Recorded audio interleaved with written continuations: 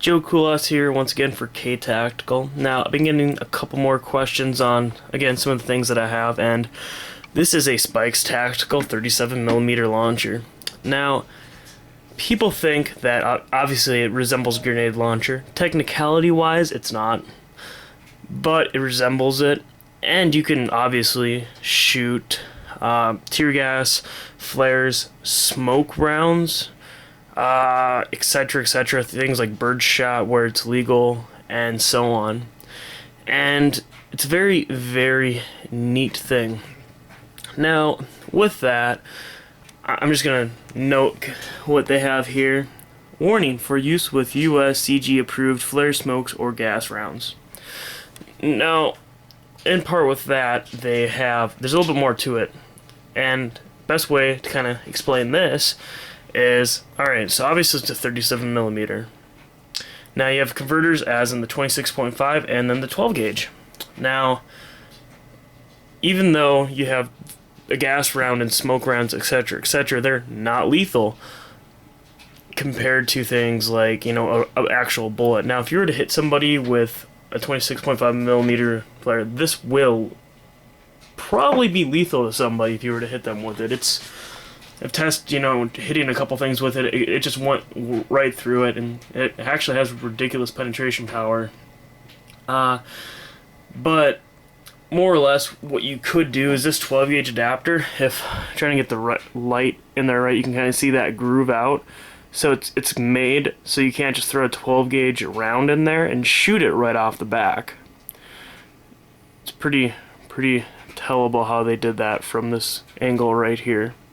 So you put it in there and it won't actually fit in there as the adapter and work.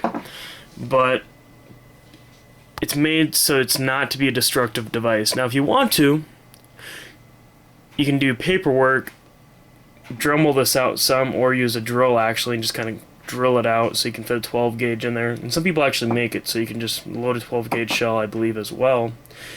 And it's actually a weapon.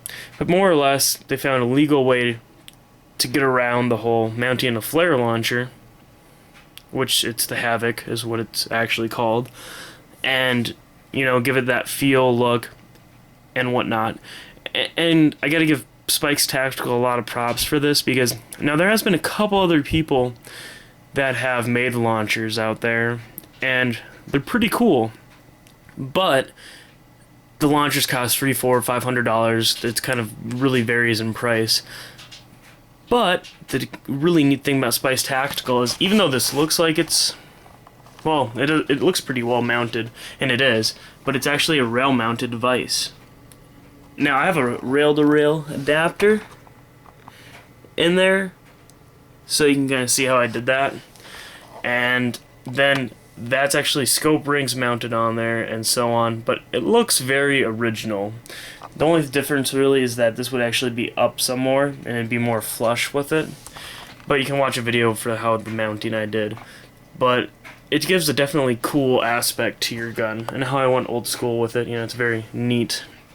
Now, going a little off topic here, but the launcher itself, it retails for about $300. They make a couple different versions of it. This is one of the Gen 1s, and it is just the standalone, or sorry, not standalone, it's rail-mounted version. Now, in the Gen 1 series, they had two versions. They had this, and then the slotted, and the slotted kind of gives it a muzzle flash type look, and it looks very neat. It definitely kind of gave it a lot more muzzle flash as well, and even though, when you shoot it, you have that big smoke come from it anyways and flash anyways, but just kind of a neat thing. Now, for Gen 2s, they have, the lock-in mechanism here. Instead of just coming out forward, it comes to the side and out. And then, it doesn't, I don't know, I think it doesn't really matter. Some people like that it comes out to the side thing. I prefer just the back and forth, just because simplicity, you don't got to worry about a mechanism getting dirt in it or crud. Again, if you're actually using it for special operations, which civilians are extraordinarily unlikely, so. But it's very neat, And then with that, they have what they call the standalones, which, whether it's Gen 1 or 2, it has like kind of a thing that's built into it, so it has like a grip and or stock, and then sight system. And it's very, very neat how they did that. So, definitely some neat things. Now, the operation, how it works, is pretty standard. This right here is actually the locking button. So if you try, like, let's say you put your round in there, it's not going to go back and lock unless you push it in. And since I'm doing this with one hand, it's a little weird, but you gotta push it in, and you'll feel a lock. Then, turn this gun around here. You have your charging, which actually I already charged it, and it's on safe. Do this, y'all. So you just got your charging, and then your fire. So, and then it obviously has that safety. So, pretty neat on that as well. It's a very neat accessory, very, very cool and unique. Now, again, the cool thing about Spike's Tactical is they made theirs rail mounted, because if you decide to go with, I know there's Cobra and I want to say Vector, but I know there's a couple random people out there that produce them. You actually have to buy like $150 like to the barrel mount, and also it actually has to have like the M203 cutout.